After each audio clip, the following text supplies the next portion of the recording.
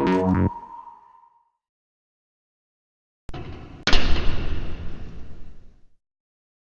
everyone. Welcome to FTInsights. I'm Mike Fivas. You know, big data is really at the core of artificial intelligence. The more data you have, the more decisions you can make, and the better the algorithms. And so that puts UnitedHealthcare in a pretty enviable position. They've got more than 70 million members, more than 100 million medical records that they have access to. And so here to talk to me today about what they're doing with big data is Rebecca Madsen. She is UnitedHealthcare's Chief Consumer Officer. Rebecca, thanks so much for joining me. Good to see you again. Good to see you too, Mike. I'm happy to be here today.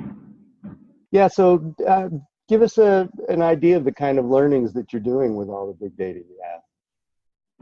Yeah, so you mentioned this before that we have access to one of the, actually the largest database outside of CMS of consumer information. We invest $3 billion in data technology and innovation every year.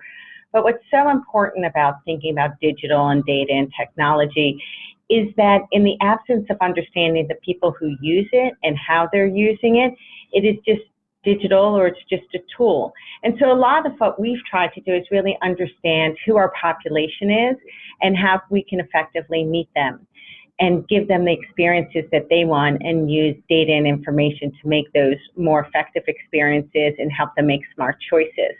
So a couple things we know. First thing we know, Mike, is that people are engaged. We know people check their phones over 200 times a day. We know they're on their phones 7 times more than they were just in 2012, 7 years ago. We also know that providers are actually spending more time. They have 80% of providers use some form of digital in their interactions that they have with their patients every day. And also people are looking at the internet for more information. So we know about 40% of people look up conditions, they look up symptoms that they have on the internet. So how do we understand who those people are and what they're doing?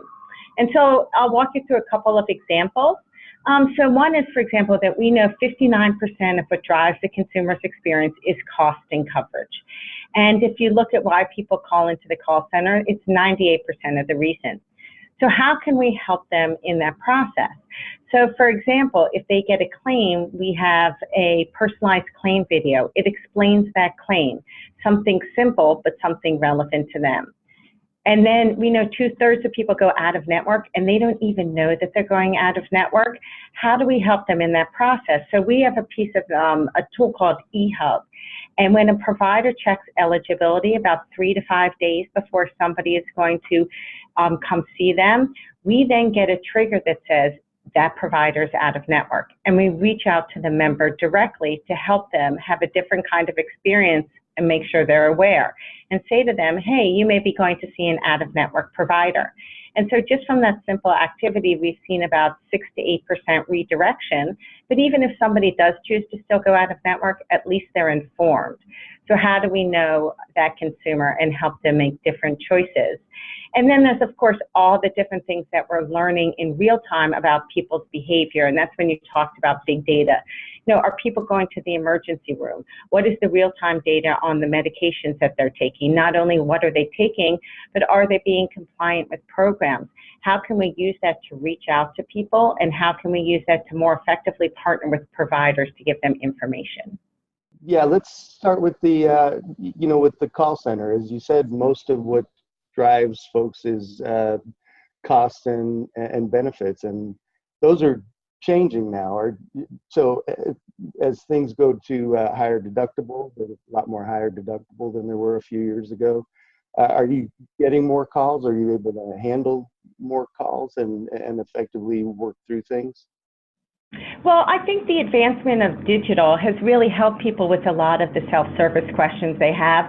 If they want to, for example, search for a provider and they go on that search functionality, they now see that provider, ratings of them, their costs.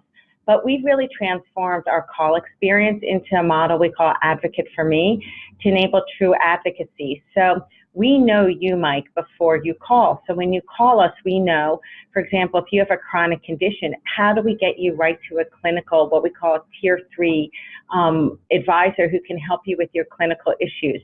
How do we know prior experiences you've had? Have you called multiple times? So that by the time you get to an agent, it's the right agent. So for example, we've seen a 40% reduction in transfers. But then we want to make sure that we're answering your questions. So if it's a cost and coverage question, a claim, a provider, something about someone in your family, how do we then use that opportunity to help you more effectively manage your health and your experience? So if we use the out-of-network example again, for example, if you've gone out of network, we have the data and we have the information to tell you to make sure you're informed and to provide you with additional information. But we also can help you with your health. For example, are you at high risk based on a health risk assessment of heart disease? How can we make sure that you know the programs you're eligible for? So it's really that full continuum of making sure that we know you, we answer your question, but we also can advocate for you and help you understand what's available to you and make smart choices. Yeah, and seems to me to be a pretty critical touch point there is, I mean, I think at some point in our lives, we've all gotten to the doctor. It's, a specialist has taken 6 weeks to get in and we find out now they're out of network and nothing will be covered. So, I mean, two things come out of that is you direct them, but if you can get to them ahead of that appointment, there's also some trust that gets built, isn't there? 100%, and trust is such a crucial part of this. And a lot of times I say by the time you get to service, somebody's already gotten caught in a situation. So how do we back that up in the process? So for example, we have digital onboarding, and we have an onboarding video that when you first join, we help you make sure that you understand your benefits, that you understand the programs available to you. So at your first touch point, you're really more informed as a consumer, but we know a lot of times people forget that, right? And then they have a health event. So how do we use the data and technology and information, first of all, to be predictive in understanding who you are and likely to understand your behavior? So, for example, the population that uses the ER the most is those with children under the age of 6. So how do we make sure that you're aware that an urgent care could be less expensive in a non-emergent situation? So how do we back it up and make sure at all the different points in your journey, both when you're engaged and when you're not, we're looking at the data, we're understanding you, and primarily we're just providing that information so that you are aware and you don't get caught in a gotcha or an unforeseen circumstance. I remember you telling me at some point that as we're migrating from a fee-for-service to a fee-for-value kind of model, that you're actually going out and helping folks pick based on some quality metrics. Yeah, so we have what's called a premium designation program, and in there we look at providers based on cost and quality and specialties where we have enough data to do that. And our goal here really is to provide the consumer with more information, to make sure that they understand the choices that they're making. It's amazing to me, if you want to say buy a refrigerator, you can find all the different information you need about buying that refrigerator easily. But it's much harder in healthcare, and we're seeking to sort of make that an easier process. So our premium designation program notes that on the site. There's also reviews that we have brought in to make that more available to people and to be able to give people the information on all sorts of different metrics, who's a specialist in a certain area.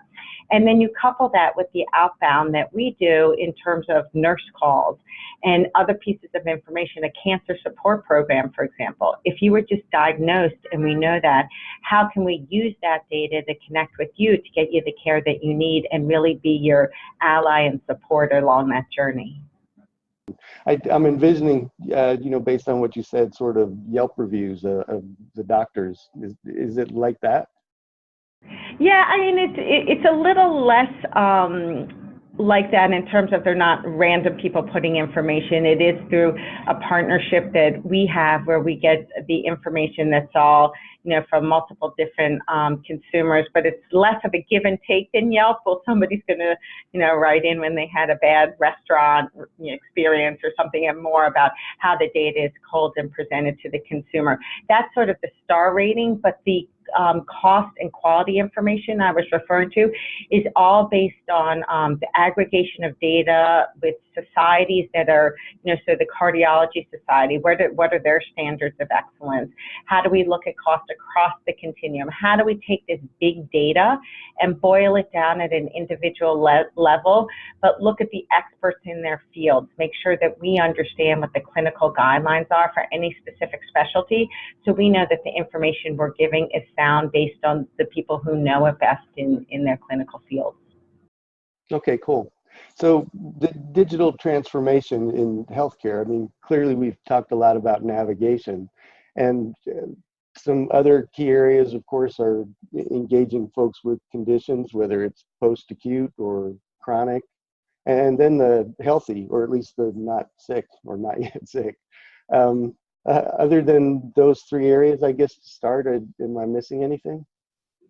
I don't think so. I think at all those different points in the journey, it's making sure that we are enabling health, but also enabling a seamless experience and making it easy for people and saving them time. So I think that you've covered the right ones. And we talked a lot, like you said, about navigating, but there's also about people involved in their health, and they're having an episode, they have a chronic condition. How can we use digital and that information? So if somebody, for example, gets on a scale through remote monitoring, or they have asthma and we remotely have an inhaler connected, how do we make sure that we're providing that information and connecting it? Then you mentioned another area that's super important, which is wellness. And I know, for example, with our population, 2/3 of the people are what I call cough, cold, flu. They don't go to the doctor that much. They're otherwise healthy. And we have to provide opportunities to engage those people and deliver value to them as well. And so we have a program, for example, called Motion. It's where you get financial incentives for walking and participating in healthy activities. You can earn up to $1,000, and we've paid out over $40 million in incentives through that program. We also have a partner called Rally Health, and through that we have, it's an online community where you can get coaching, you can participate in activities such as quit smoking and walking and challenges, and you can earn incentives that way as well. So using this ability for people to engage when they want and how they want, to be able to have that digital opportunity to really reach all people at various points on sort of the life cycle of their healthcare journeys.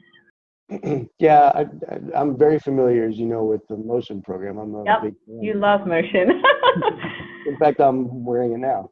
So I'm Yay, awesome. Yeah, I only earn Monopoly money, but I do notice that even with all the wearables I've got, and I'm a fairly quantified person, that it does add another measure of, in fact, the frequencies, where you have to get up and walk 500 steps, at least 500 steps, at least an hour apart, at least 6 times a day. And that changes my behavior. I notice from the others that on days when I have it versus if I've lost it, I do in general stay more active. So it's a great program. And you had mentioned, with the navigating the system that, savings, the costs and benefits are a big motivator. And it'd be nice if health was a big motivator, but no question that there's nothing like saving some money or earning some money to motivate people. Yep, absolutely. And we know that money talks. And, financial incentives are a great way to get people to engage.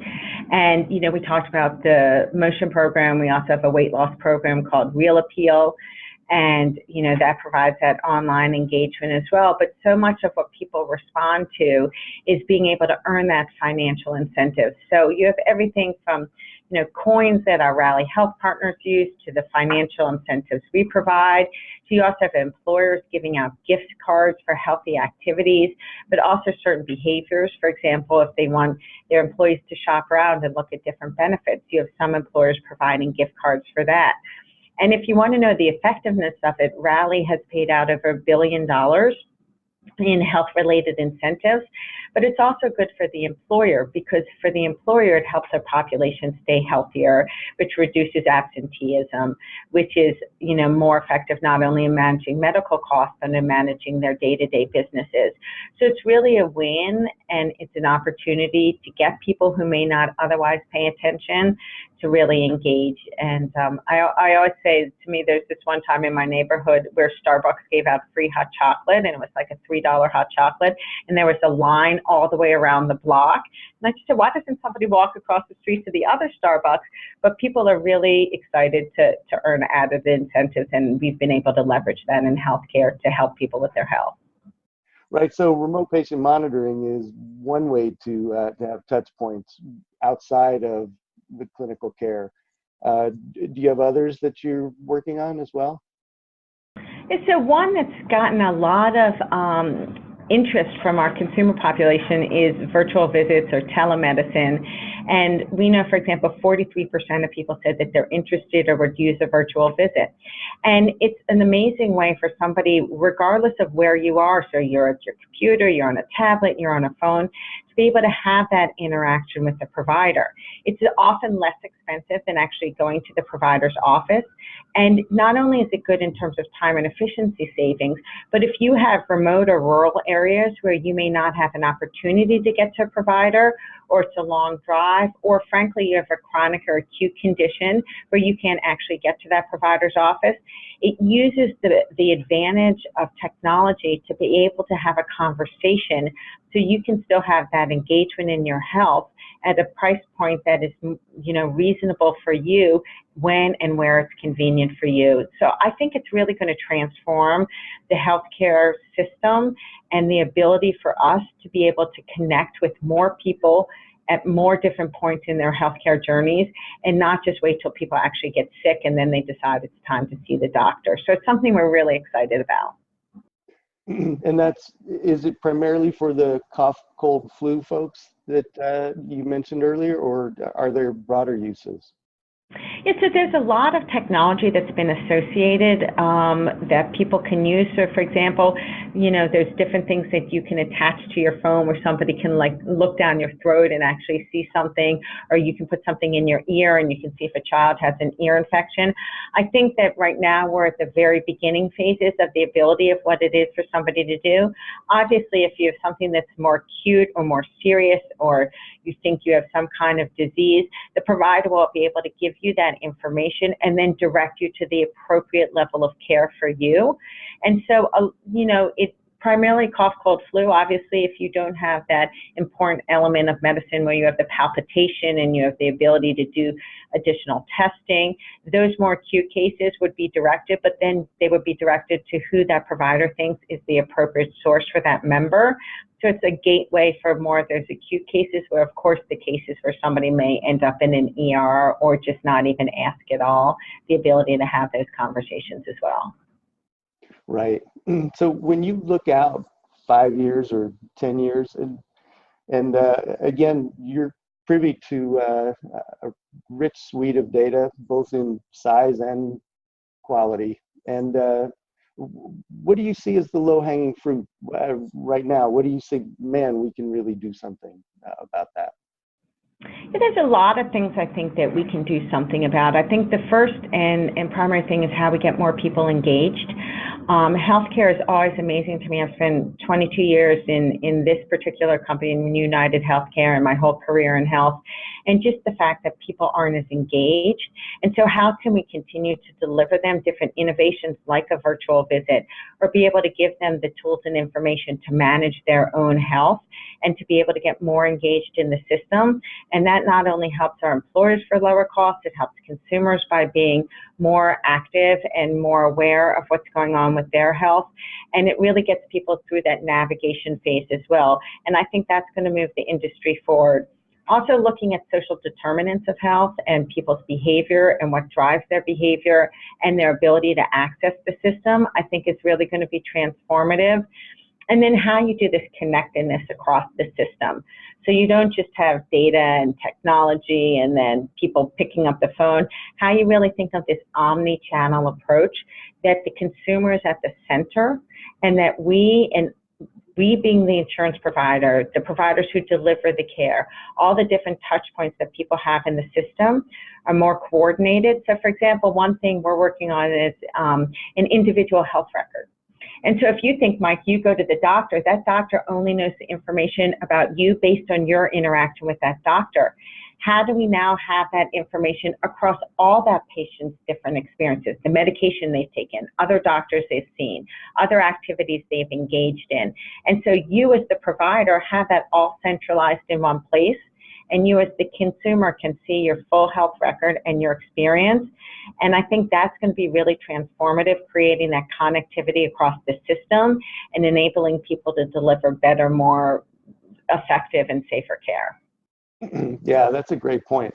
Also, a lot more convenient care. I think we've all been through the case where you've left your primary care and are going, to have a procedure or something, and the number of times you end up filling out ostensibly the same form is, so that would, just that would be a huge home run, I would think. Yeah, and also, I mean, you're only filling out the form as much as you remember, and we're all busy. We have multiple facets of our lives, friends, family, job, extracurriculars.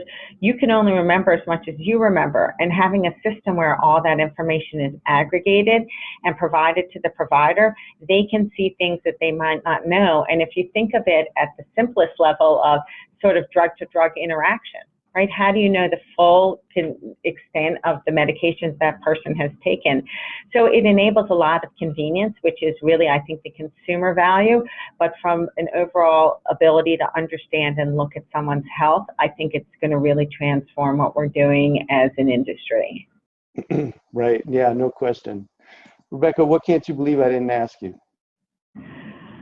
I think you did a pretty good job, Mike, of covering a lot of the different opportunities that we have. And, at the end of the day, what I always say when we think about digital and tools, it's not an end unto itself.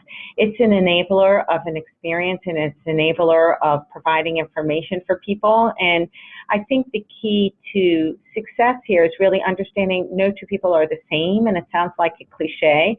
But how do you really take the time to understand people, understand their behaviors, understand who they are, what matters to them, what their values are, what their health is, and really give them solutions that are relevant to them? So if you want to call. If you like digital, use digital.